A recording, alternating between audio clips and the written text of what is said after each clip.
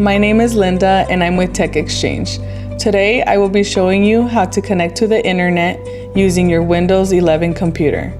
Let's get started. First, look at the bottom right corner of your screen. You will see a Wi-Fi or globe icon. Click on it and open the network menu. Once the menu opens, you'll see a list of available Wi-Fi networks.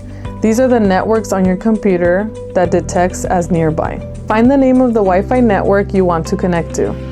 Click on it and then click the connect button.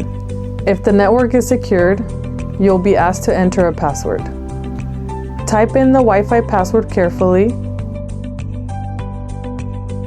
then click next. If the password is correct, your computer will connect automatically.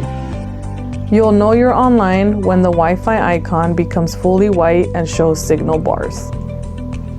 You can also check the box that says connect automatically. This makes your computer join the network on its own whenever it's in range. If you don't see your network, make sure your Wi-Fi is turned on by clicking the Wi-Fi button in the menu so it appears highlighted. And that's it. You are now connected to the internet using your Windows 11 device.